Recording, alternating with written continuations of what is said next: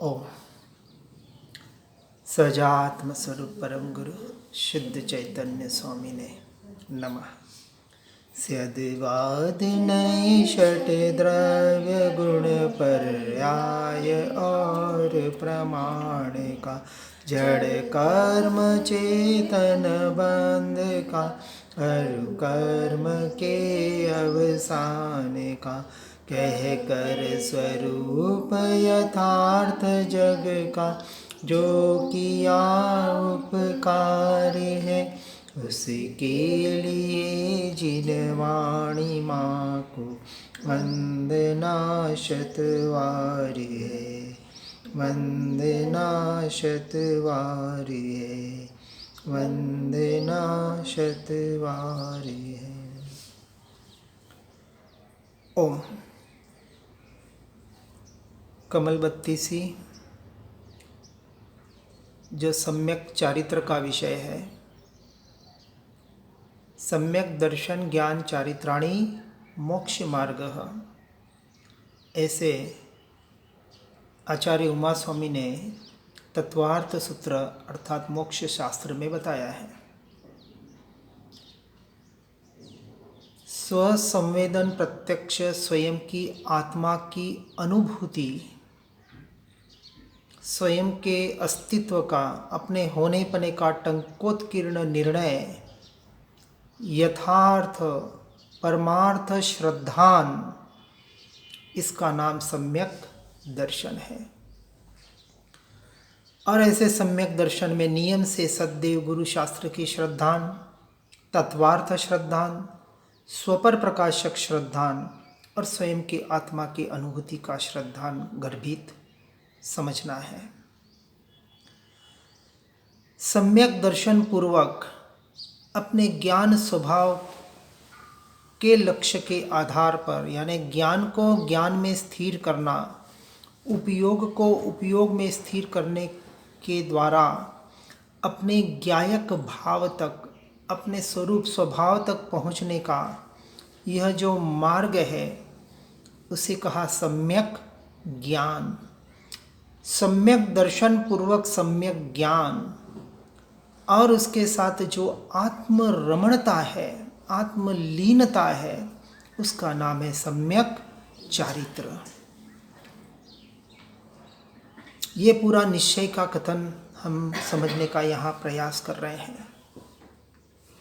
व्यवहार से करीबन सभी जानते हैं, बहुत से जीव विकल्प का अभाव करना चाहते हैं तथा स्थूल विकल्प अल्प हो जाने पर विकल्प का अभाव मानते हैं, परंतु वास्तव में जिसका विकल्प का अभाव करने का लक्ष्य है उसका विकल्प का अभाव नहीं होता और वह अज्ञानी ही रहता है, क्योंकि उसने वस्तु स्वरूप को जाना ही नहीं है।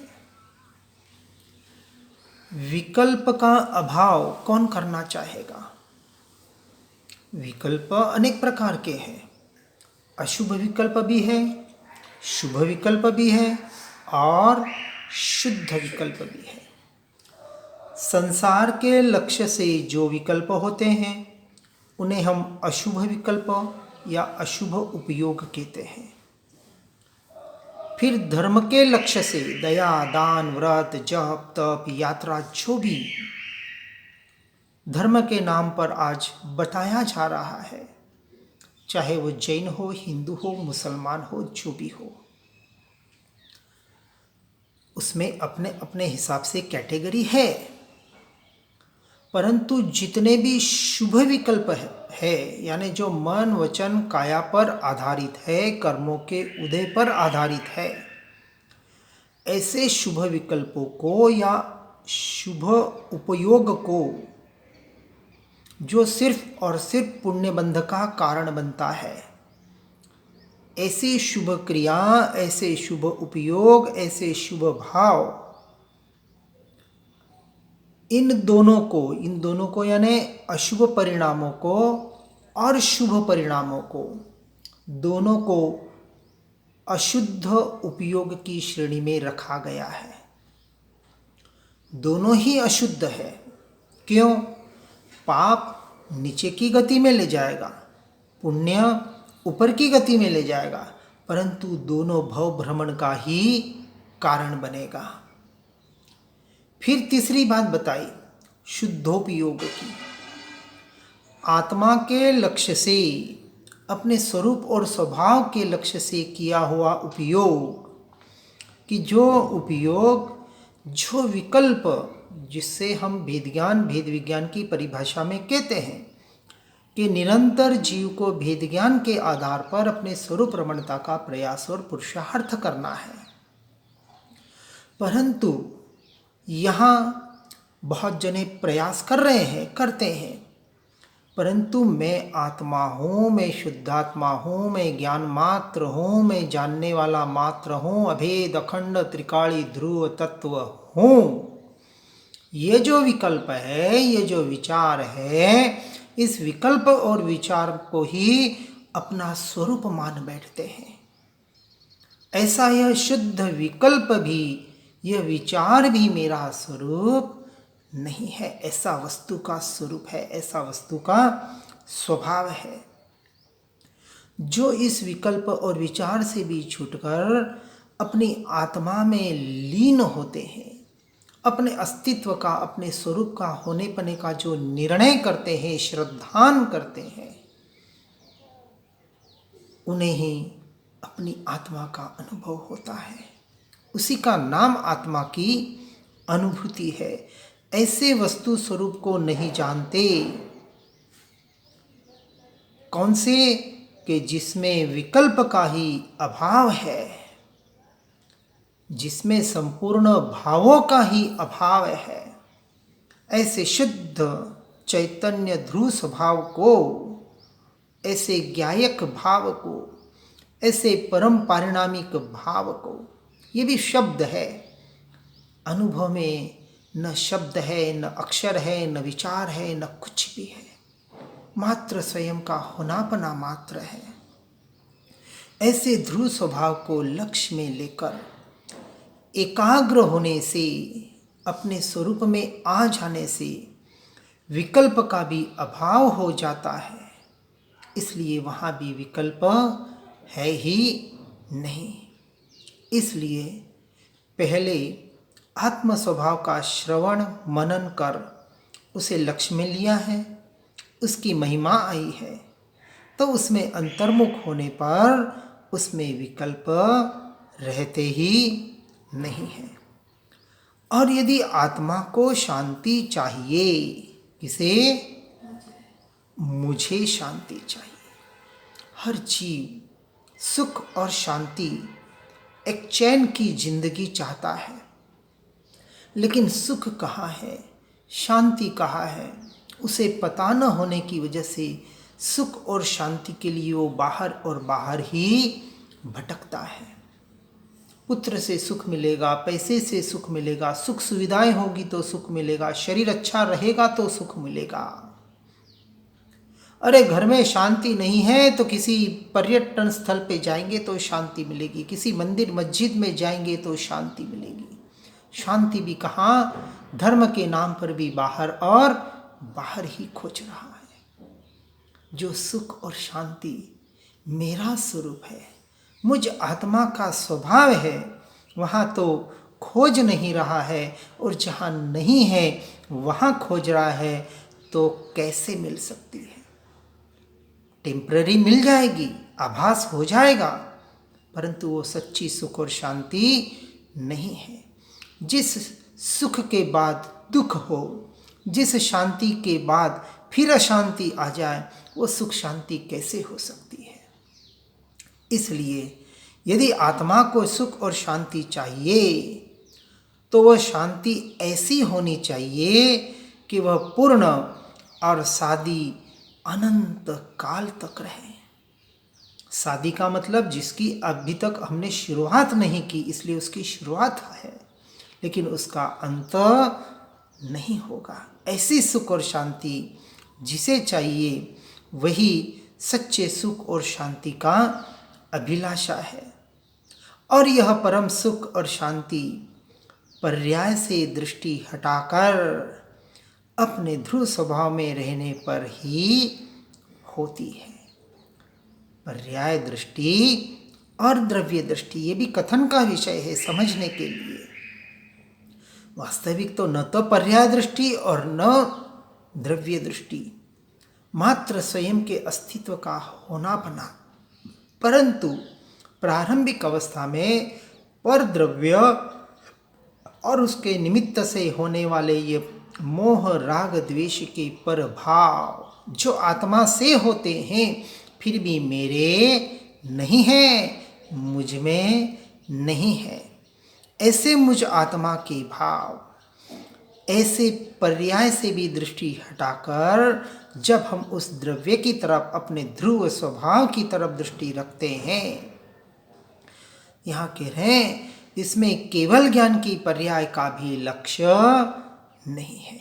मुझे सम्यक दर्शन चाहिए, मुझे केवल ज्ञान चाहिए, मुझे मोक्ष को पाना है, यह भी अपेक्षा से पर्याय दृष्टि ही है। यहाँ तो कह रहे हैं कि हे जीव, यदि तू अनंत काल के लिए अपने उपयोग को अपने उपयोग में यानी अपनी आत्म स्वभाव में लीन करने का प्रयास और पुरुषार्थ करेगा तो यह सम्यक दर्शन, केवल ज्ञान, यह मोक्ष जो एक समय की पर्याय मात्र है तत्क्षण प्रकट हो जाएगी, कहीं तुझसे दूर नहीं है, यानी मुझसे दूर नहीं है ऐसा निर्णय करके मुझ में स्वयं में ही तो है। सम्यक दर्शन कहाँ से आएगा, केवल ज्ञान कहाँ से आएगा, कहीं बाहर से तो आने वाला नहीं है, मेरे भीतर से ही जो रहा हुआ है वह सिर्फ प्रकट होगा, ये प्रकट करने का मार्ग है। इसलिए पूर्व में जो पर्यायी परिणमन हुआ वर्तमान में चल रहा है और भविष्य में चलेगा, वह कैसी शुद्ध अशुद्ध पर्याय है, इसका जो भेद न देखता है न जानता है। यानी शुद्ध और अशुद्ध पर्याय किसे कहा, उसके भेद को हमें समझना पड़ेगा। द्रव्य और पर्याय का भी जो भेद न देखता है न जानता है। द्रव्य गुण पर्याय, 6 द्रव्य, एक द्रव्य के अनंत गुण और एक गुण की अनंत पर्याय, इनके स्वरूप को भी समझना पड़ेगा और उसको समझकर अखंड ध्रुव तत्व पर दृष्टि रहना और ज्ञान में वस्तु स्वरूप का निर्णय रहना, यही वास्तविक परम शांति और परम सुख का, परम आनंद का मूल है। आज दिन तक बाहर बाहर और बाहर ही जानने का प्रयास किया, बाहर ही देखने का प्रयास किया और कहीं नहीं तो धर्म क्षेत्र में भी आने के बाद, इस आत्म तत्व के मार्ग में आने की भी बात, पर्याय पर ही यानी उस विकल्प पर ही दृष्टि करने का प्रयास किया और इस विकल्प को ही अपना अनुभव माना। अनादि से जीव इस अज्ञान दशा में, इस भ्रांति में भटकने की वजह से अपने स्वरूप का निर्णय नहीं कर पा रहा है और इसलिए दीक्षाएं लेकर भी मोक्ष मार्ग से भटक जाता है। अब यहाँ कहते हैं कि अज्ञानी स्वसन्मुख यानी अपने स्वभाव की सन्मुखता का प्रयत्न नहीं करता, अपितु राग के ही साधनों को पकड़ता है, अतः उसका भ्रम दूर नहीं होता। यदि स्वभाव के आश्रय पूर्वक निर्णय करे और उसके अनुसार क्रियाएं करे, इसलिए कहा ज्ञान क्रियाभ्याम मोक्ष।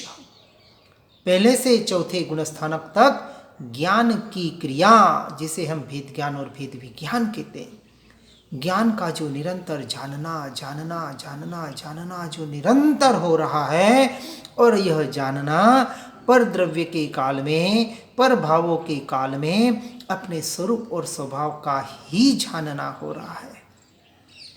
ऐसा जो स्वभाव के आश्रय पूर्वक निर्णय करे तो उसका मोह तो जड़ मूल से छूट ही जाता है, परंतु राग द्वेष के परिणाम भी अपने आप ढीले पड़ने लग जाते हैं, कम होने लग जाते हैं और वह जीव वितरागता की ओर, उस केवल ज्ञान की ओर अपने आप बढ़ने लगता है।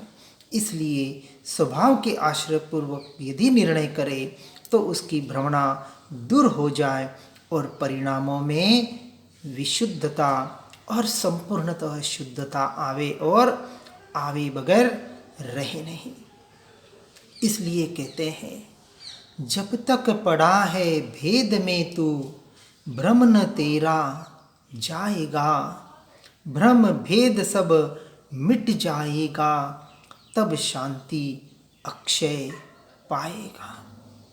जिनेंद्र परमात्मा द्वारा कथित वस्तु के स्वरूप को समझना, जिन वाणी में सम्यक रूप से अवगाहन करना, सांगोपांग समझना और उस अनुसार स्वयं के स्वरूप और शक्ति को जानना, और उसके बाद ज्ञान के अभ्यास से जो भेद ज्ञान होता है और उस भेद ज्ञान के अभ्यास से भेद विज्ञान यानी स्वरूप रमणता से, पर द्रव्यों से, पर भावों से दृष्टि हटकर जब स्वरूप रमणता होती है तो ऐसे अभ्यास से केवल ज्ञान होता ही होता है। ऐसा जीव पहले गुणस्थानक से लेके चौथे गुणस्थानक में सम्यक दर्शन को पाता है, फिर पांचवें गुणस्थानक में देश वृत्ति और देश चारित्र को पाता है, और छठे गुणस्थान में सर्ववृत्ति और सकल चारित्र को प्राप्त करके फिर सातवें गुणस्थानक से श्रेणी मानते हुए निर्विकल्प अवस्था में बैठकर 13वें गुणस्थानक में केवल ज्ञान को प्राप्त करके अंत में निर्वाण को यानी मोक्ष को प्राप्त करता ही करता है। परंतु जिसे तत्व ज्ञान ही नहीं है उसका आचरण भी यथार्थ नहीं होता। यहाँ तत्व ज्ञान का आशय यह नहीं है कि शास्त्रों से तत्व ज्ञान पढ़ लिया, आत्मा के स्वरूप को जान लिया, समझ लिया, नहीं, ये तो बाहर का क्षेपशम ज्ञान मात्र है। शास्त्रों में ज्ञान नहीं है, मंदिर मस्जिदों में ज्ञान नहीं है, ये सदैव सद्गुरु सत्शास्त्र सद्धर्म में भी ज्ञान नहीं है। निमित्त कारण है, उनके निमित्त से यदि जब तक हम अपने स्वरूप का निर्णय नहीं करेंगे, और उस स्वरूप के निर्णय का नाम यथार्थ तत्व ज्ञान है, ज्ञान स्वभावी आत्मा का ज्ञान होना, उसमें रमणता करने का पुरुषार्थ होना, इसी का नाम तत्व ज्ञान है। और जिसे ऐसा निश्चय तत्व ज्ञान यानी आत्मानुभूति नहीं है उसका आचरण भी यथार्थ नहीं होता। कौन सा आचरण? चाहे बाहर से दीक्षा ले ले और उसका परिपूर्ण पालन भी कर ले, पूर्णतः मुनि धर्म का पालन करे, संपूर्णतः 100% एक अंश भी दोष न लगाए, 9 पूर्व का ज्ञान हो और 11 अंगों का ज्ञान हो, तो भी ऐसा जीव यदि स्वयं की आत्मा की अनुभूति न हो तो मोक्ष का अधिकारी नहीं होता। इसलिए यहाँ कहते हैं हे कमल श्री। कमल श्री, कमल की उपमा क्यों दी? क्योंकि यह आत्मा अनादि से संयोग संबंधों के साथ रहता हुआ भी आज दिन तक उस संयोग रूप, उन भावों रूप हुआ नहीं, हो सकता नहीं। यह शुद्ध भगवान आत्मा अनादिकाल से शुद्ध और शुद्ध ही था, अभी भी शुद्ध ही है और अनंत काल तक शुद्ध और शुद्ध ही रहेगा। ऐसा यह कमल श्री आत्मा यानी कि मैं, इसलिए कहा हे जीव अपने आप को देखो। किसको? अपने आप को देखो, कमल भाव प्रकट करो और निश्चय व्यवहार के अनुसार अपने परिणामों में साधुता लाओ। साधुता कहाँ लानी है? परिणामों में। वस्त्र परिवर्तन तो अनंत बार कर लिए, मेरु शिखर भर जाओगे पात्रों पिच्छी कमंडलू से, उतनी बार वस्त्र परिवर्तन कर लिए।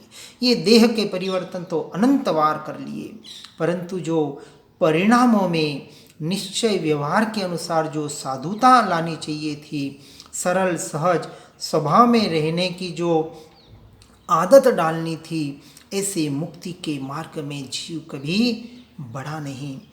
इसी से जीवन में परम शांति, परम आनंद प्रकट होता है।